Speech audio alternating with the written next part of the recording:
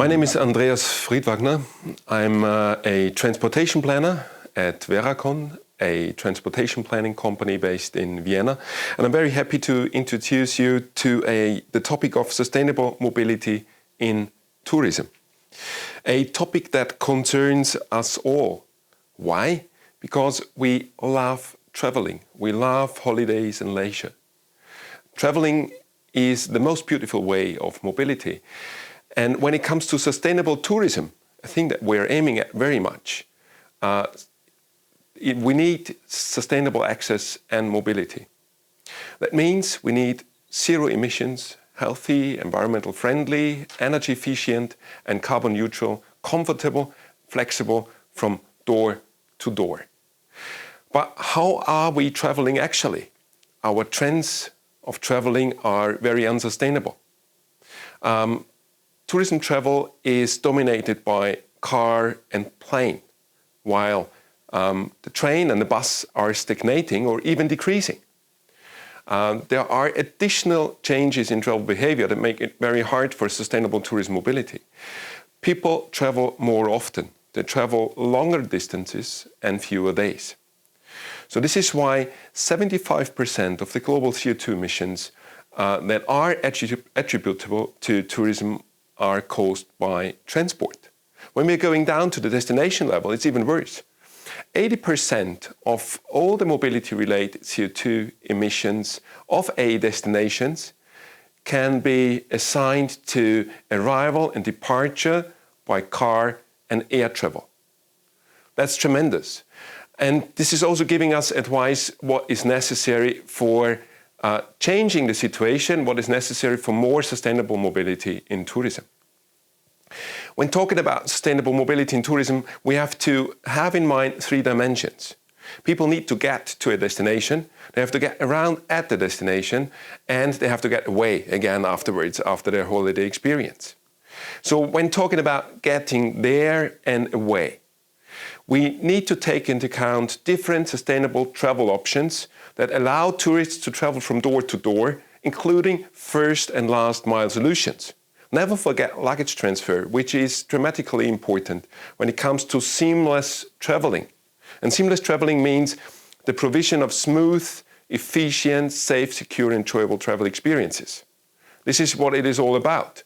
And there are a lot of developments that are in favor of sustainable mobility in tourism. Let me just mention the international railway network that is linking destinations within Europe. This is a picture of the TEN-T, the Trans-European Network of Transport on railways. This is connecting destinations all over Europe. This is the highest level of railway infrastructure, and European Union is very much supporting member states in improving this infrastructure in order to provide railway operators with the possibility to create and provide attractive services for the travelers. When talking about railway services, I would like to stress this point of night trains, the renaissance of night trains. And I'm quite proud, being a transportation planner in Austria, that Austrian Federal Railways is a kind of a nucleus of this development. Since 5-6 years, this company is very much pushing night train services all over Europe, while a lot of other railway companies have stopped operating this kind of services. So what we see on this slide is actually the network that is offered at the very moment to tourists willing to travel overnight to get to their tourism destination. So it's a quite extensive network, and more and more transport companies are following up on the example of Austrian Federal Railways. So what we see here is the overall network of night trains offered by all the railway companies in Europe. So it should be quite easy for tourists to use night train services in order to get to their tourism destination, or at least to the main hub where they can change services afterwards to their accommodation. It's not all about railways. Since the liberalization of the transport market, we have a large amount of long-distance bus services linking destinations within Europe. So this is a picture of one of the most important companies, Flixbus. And these are the destinations that are served by services of this company. So it's huge. So you can reach a lot of destinations with buses if you want to.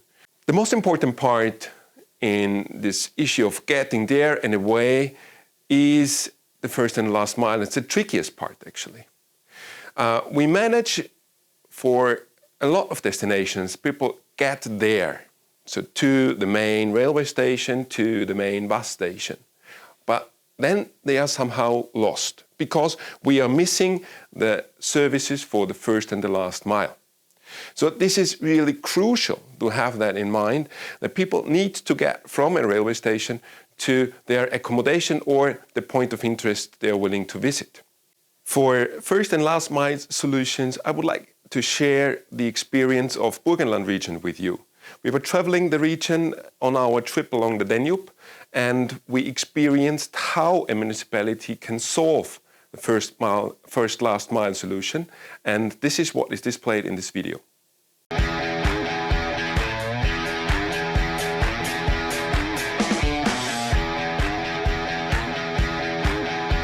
There will be a Comoa bus.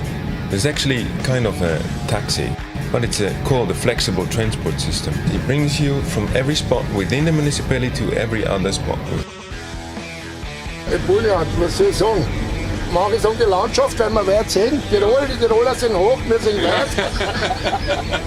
There is a number, it's published on the internet. You have to call him at least an hour before. It picks us up from the station and brings us directly to the lake where the ferry is leaving. Besides experiencing and traveling Europe by train and bus, there is a great opportunity coming up in the last couple of years. This is following long-distance cycle routes all over Europe. There is a great international network that is supporting the development of this kind of routes, which is led by the European Cyclist Federation.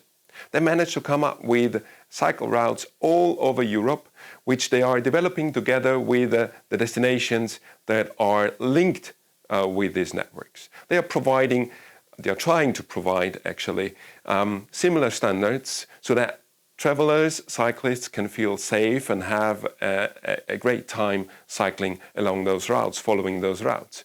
And again, when we were traveling the Danube, we met a lot of people that were traveling this Eurovelo 6, one of these great routes in Europe that is following the Danube River.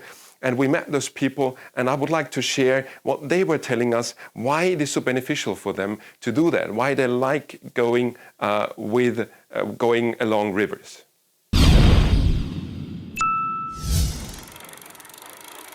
Ourselves, we're from Oxford, but we've cycled from Munich. We like following rivers, really. So for this holiday, we've been following the Drava or the Drow. In 2013, we followed the whole length of the Danube, and Janto and Marius, my other son, they came to Budapest and went home, and my husband and I went the entire length to the Black Sea. I like following rivers because instead of choosing one holiday destination, you get this whole route and a whole change, and you just go with the flow of the river. So people are really enjoying taking bicycles and traveling with a bicycle from one destination to the other. What we see is that this is not an individual thing that is happening, it's actually a global trend. Research studies show us that the cycle tourism market on the global level is expected to grow almost 15% each year for the rest of this decade. So that's amazing. That's more than all the other sectors in the tourism industry. When talking about cycling, and on the other hand, we've been talking about buses and railways, we need to talk also about bike carriage on trains and buses. That's tremendously important because you've seen this large network of routes for cyclists to be followed, and it takes a long time to do that. So a lot of them are not doing that in one row, but they are actually choosing one segment every year. So they need to get to their entrance destination, and when finishing their trip after 7, 8, 9 days, they need to get back to their homeland. So in the ideal situation, and when talking about promoting sustainable mobility in tourism, they should be able to use the bus and the train to take their bicycle on and to get to this destination. So it's tremendously important that railway operators, that bus operators are offering services that allow people to take their own bikes from home to the destination where they start their trip. And there is a big step forward happening. So there is a new regulation on railway passenger rights and obligations, which is actually asking that each train composition, so each part of the train, has to have at least 4 places for bicycle. So this was not the case in previous times. This is a success, a first success, but we have to work for that. If we're talking about traveling along those routes by bike, this is a group experience. So it is not 1 or 2 cyclists having the need to transport the bicycle on a bus or on a train. It's a group, it's 4, 5, 6, 8 people that are traveling together. So we have to increase capacity so that they can stay together, travel together in a sustainable way, get to their destination. For getting there in a way, traffic nodes are tremendously important. In traffic nodes, everything is coming together. They are the entrance and exit gates to and from destinations. So what we have to think about when planning these traffic nodes or public transport nodes like railway stations, bus hubs, is the smooth change between different means of transport. This is very much about information and guidance. We also need to consider requirements of different user groups. So elderly people have different requirements than people traveling with kids or adults who are actually traveling with a bicycle. So we have to take that into account in order to make it a convenient experience for changing at those stations. At those stations, more and more companies are offering large-scale services. So this is an example from Austria. Austrian Federal Railways has a new scheme, so offering car sharing services, bike sharing services, and shuttles at a station. So when you arrive at a railway station that is providing this kind of services, you can choose these different services to get to your destination, or if you're moving around actually already at the destination, you can also use this kind of services. In addition to providing these transport services, they are going in the direction of also offering information platforms, booking platforms that allow you to get the relevant information, to book your services, to pay your services. This information needs to be provided, integrated in this kind of web apps, as we can see it here on the slide, in order to make it easy and comfortable to use it for the travelers. One service that is offered in a rural area, again in Austria, on the border region to Hungary, is a bike sharing services called Nextbike, and I would like to introduce you to this service by just showing this short video.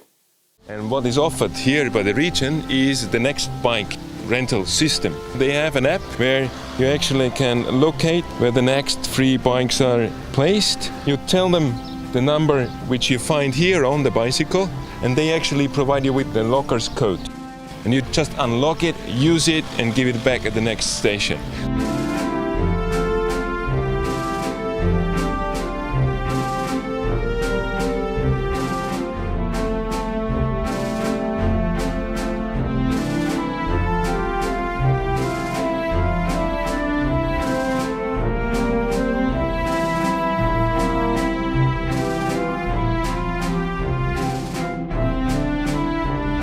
Right at the moment we're cycling one of the 2 5-star cycle routes that we're having here in Austria, the Neusiedler See cycle route. So actually 5-star cycle route, that means the German cycling club is assessing this kind of route, and they have a lot of different criteria which a route has to fulfill in order to get 5 stars. It means the pavement must be okay, so the infrastructure must be okay. Signalization, like the signs you see right there in the front, have to be okay. But it's also about resting places, you know. Cyclists have to enjoy when they are cycling. So for getting around in rural destinations, it's tremendously important to expand this kind of services like we've seen it in the video right now.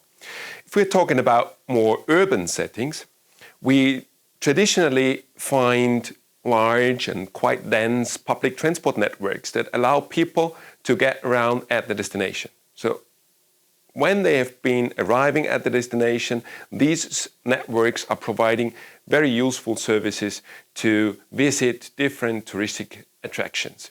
This is the example from Bratislava, the capital of Slovak Republic, where a very dense network of tramways and buses is offering services within the city and is connecting the city with the surrounding region, which is also very attractive in terms of tourism.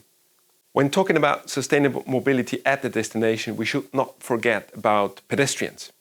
So it's the easiest way for tourists to experience a destination if they are walking. But for that, we need to provide safe and attractive public spaces. And in many cases, especially in cities, we are failing to do that. You can see this picture on the left-hand side. This is Marie-Hilfer-Straße, the main shopping street in Vienna 10 years ago. It's very much dominated by the car. You can see parked cars, moving cars. Pedestrians are left to sidewalks and crossings. And this graphic on the very right-hand side is bringing that to the point. We are allocating over 90% of the public space to cars. Pedestrians are only left very small sections of public space to be used, as it's been shown here in this graphic. But things can change. This is a picture at the very moment. So I've taken this picture this summer. It's the same street, it's Marie-Hilfer-Straße, but it has been pedestrianized 8 years ago now, and it is a tremendous success. You can see how this space is now used by pedestrians. Walking around, families, kids are there. They are really enjoying their time at this very important spot. And it's in the core of a city. It's a completely different experience that you have if we manage to provide safe and attractive public spaces to our inhabitants and to visitors. The same is true for cyclists. We need to provide them with attractive and safe infrastructure. Otherwise, people will not try to choose the bicycle to get around at the destination. So infrastructure is one thing, orientation is the second. So we really have to make sure that people find their way. So if they are choosing to take the bicycle, and there are a lot of bike sharing schemes in place already in many cities in Europe, then they also need to have the opportunity to find their way. They need maps, they need web applications, and they need signalization on the roads. When talking about sustainable mobility at the Danube, which was the focus of the Transdanube Travel Stories project, and the Transdanube Pearls and the Transdanube project previously, we're also talking about mobility at the river. And it's an amazing opportunity to experience a touristic attraction when you're taking, for instance, the canoe. So this is a picture from the region in Western Hungary, quite close to the Slovak and the Austrian border.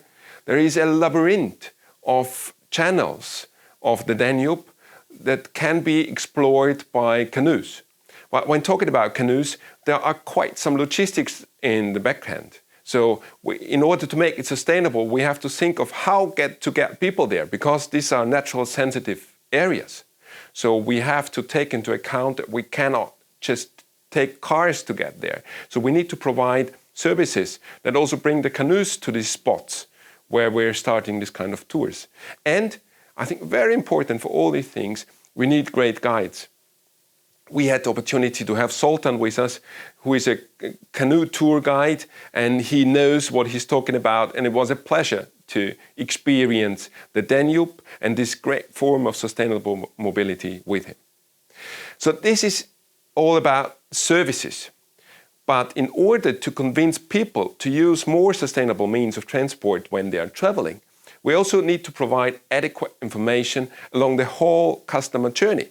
That means we need to provide the relevant information when people are getting inspired, when they are doing research about a destination and how to get to a destination, when they are booking services like accommodations, like that travel. We also need to provide information, appropriate information, when they are on site, on the property, when they are at the destination. And we should not forget the post-stay experience. So we need to highlight in all these phases sustainable travel options. We need to provide the relevant information. We need to prepare this information in a way that it's understandable for the guests, and it should be easily understandable in order to convince them to use it. I'm now going into some details regarding this topic because I think it's very important and it's a very easy way, especially for destinations, to convince people that it is possible to travel sustainably to their destination and at their destination. So what we could do, what a destination could do, is optimizing the information at the destination's website. This is what I found at the website of Bratislava, the city of Bratislava. So what do you think people will choose as a mean of transport to get there? If I have a great picture of a plane, I'm thinking about, okay, there is an airport, I'm going there with a plane. So we have to change that. I would like to share a quite good example with you. That's the example of the city of Linz. It's the capital of Upper Austria, and they have been launching a new tourism campaign. It's called Visit the Planet Linz. It has a lot to do with aircrafts and spaceships and whatsoever, but this is not the point. The point is that they have a very strong focus on how to get to this destination, to this planet of Linz. So if you're not using a starship, what can you actually use to explore the region and to plan a trip? What they are offering is information, but plus information, they are offering a voucher. So if you get to Linz, if you travel to Linz with a bus, with a train, with a bicycle, you get a 10 euro voucher, which you can actually use for visiting a lot of touristic sites in the city. So they are not just providing the relevant information, they are providing an incentive to really use this kind of services and to really think of going there with sustainable means of transport at a very early stage of the tourism planning procedure, so of the planning process of the visitor. And that's very important. They are really inviting people to think whether it would be appropriate for them to use sustainable means of transport when visiting their destination. So this is this slide where they are offering this kind of voucher. So they are calling it the Weltraum ticket to the Linz experience, which is part of this overall campaign, but the core is they are incentivizing sustainable traveling in tourism, coming sustainably to their destination. Other possibilities to highlight that a destination is reachable by sustainable means of transport are travel time maps. So within this Transdanube Travel Stories project, the participating destinations were coming up with travel time maps. So this is the example for the city of Ulm. So how is it possible to get to Ulm? How many connections do I have, to which cities, and how long does it take me? That's a very important information that I should have when I'm planning my trip to Ulm. On a destination level, so within destinations and the very surrounding of a destination, this is also possible. This is an example, again, from the border region of Austria and Slovak Republic with Bratislava city in the core, where the city officials and the municipalities of the surrounding region agreed to come up with a travel and leisure map, which is including the main touristic attractions in the region, plus the information how to get there with sustainable means of transport. So I think a very good example how a destination can support people in traveling, in getting to the main touristic destinations with sustainable means of transport. talking about providing incentives for sustainable traveling, I would also like to mention customer visitor cards, like this from the Lake Neusiedl region in Burgenland region, Austria. These cards are traditionally offering attractive prices for visiting museums. They are offering reductions when traveling with sustainable means of transport. Ideally, this using sustainable means of transport at the destination is free, as it is in the case of this Neusiedler See card. And they are offering a lot of services, for instance, options for storing luggage. So this makes it very easy for tourists to use sustainable means of transport when they are at the destination. And this service, in this special case, is free for all the people that are staying overnight in one of the partner accommodations. So they are handed out this card without any asking, they're just getting it, and they can use all the services provided with any additional costs. So this is the dimension of the visitors. We also must think of raising awareness among the touristic stakeholders. And here I'm talking about the people that are working in tourist boards, the people that are working in tourist information centers, that are the owners of accommodations like hotels, pensions.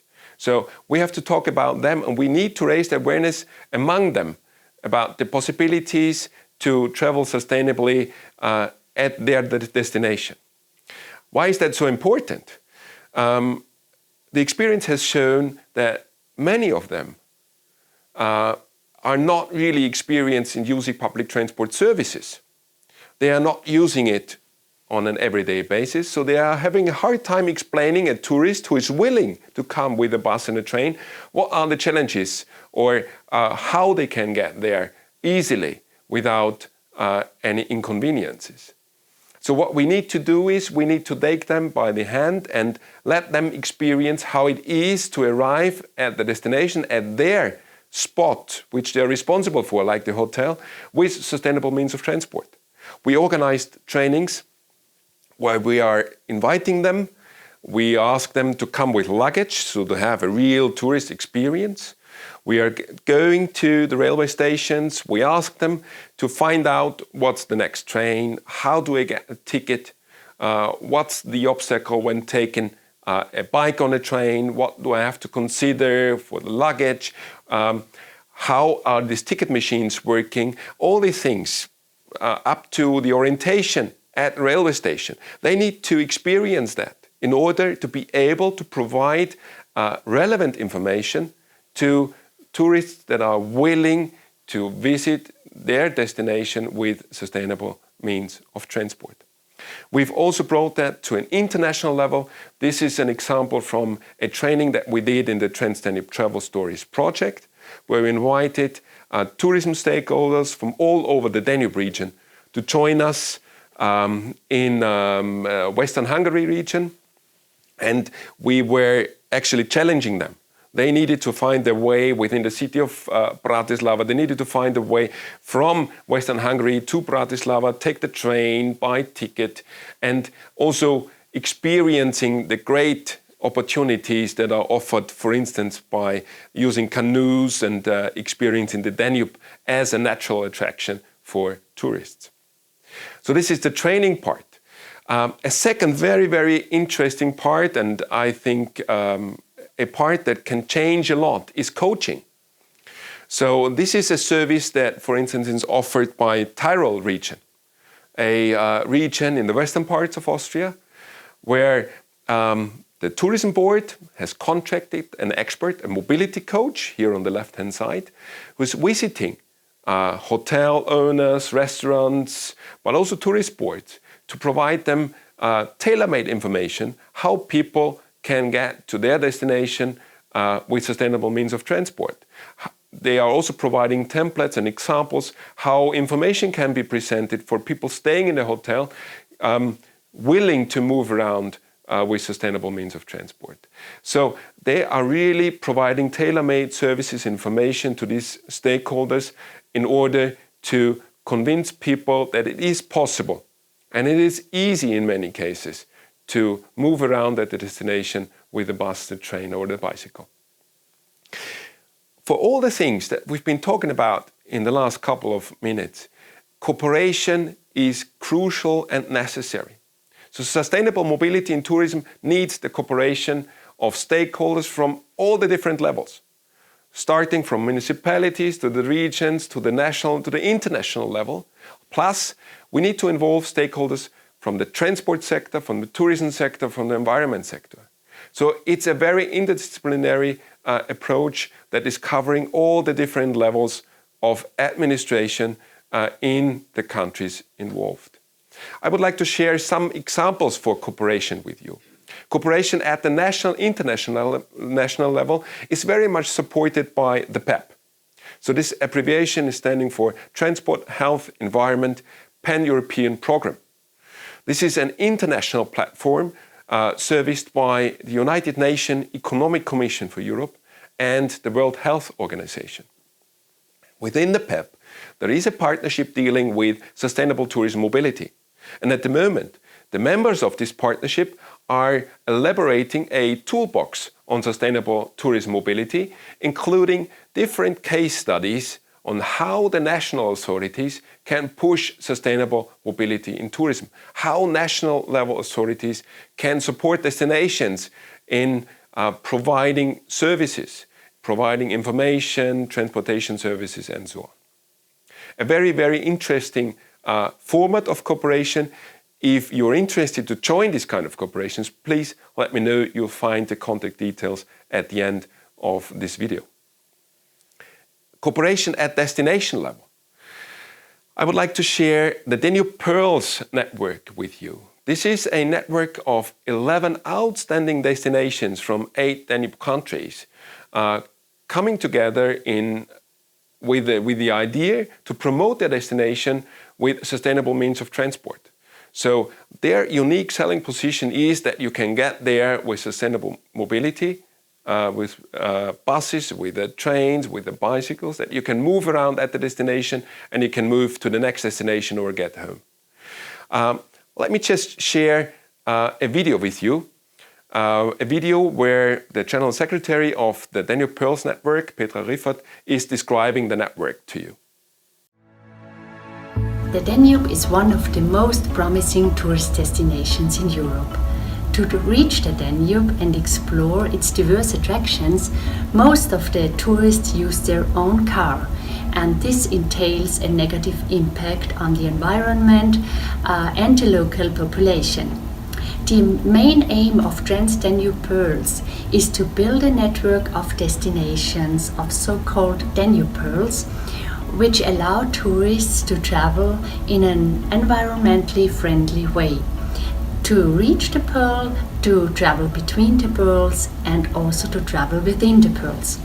It's a big issue to perceive the entire Danube region as a unique destination in which tourists as well as inhabitants can move around with socially fair, economically viable, environmentally friendly and health-promoting mobility services. You go through Vienna, Bratislava, Budapest and Belgrade and you know, I'd never visited any of those cities, and it was the river that took me to them. We have a group of retired Germans, and we were taking them for canoeing, and after a half an hour they started to tell, "Oh Zoltan, this is fantastic, it's a real jungle." And I said, "Well, have you been there in Amazonas?" "Yes, we have been in Amazonas, in Congo, in Zambezi.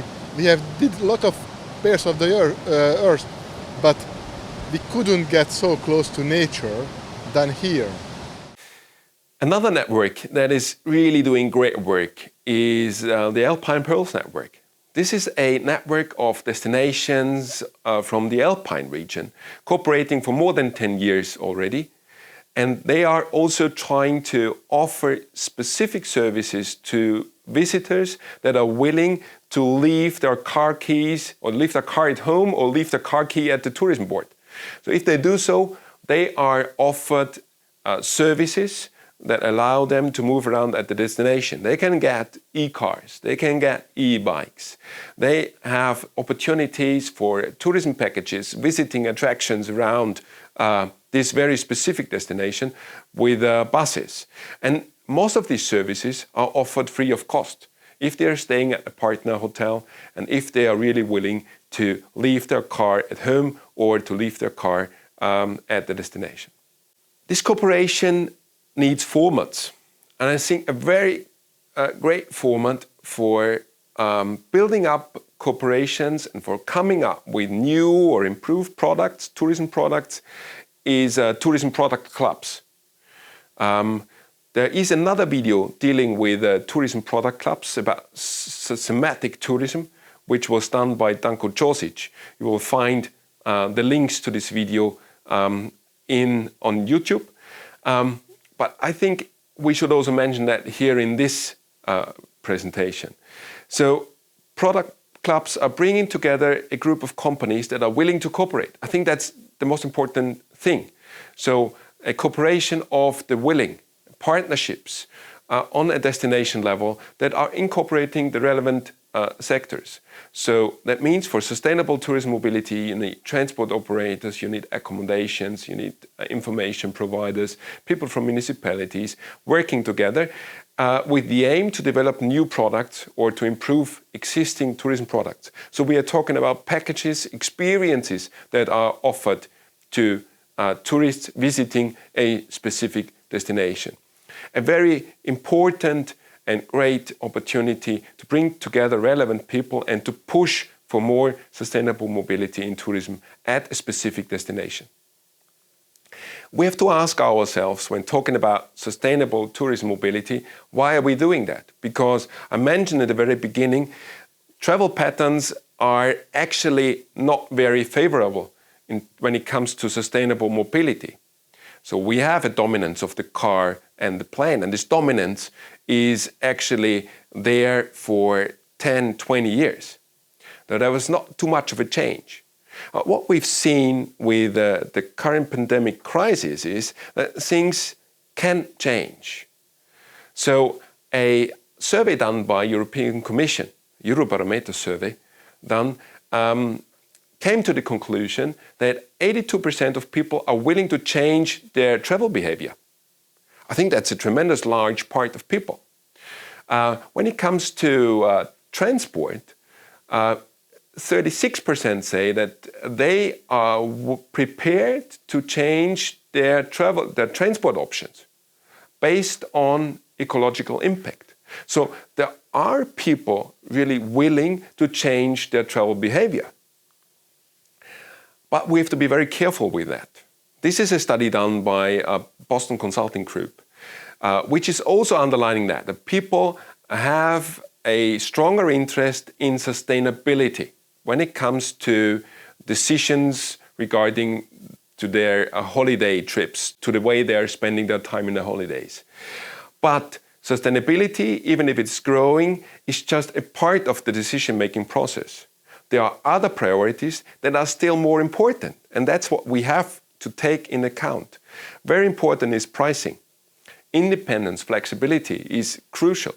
Comfort, predictability, that means also reliability when it comes to timetables and these things. Sustainable tourism mobility has a very, very tricky part to play. And trip time.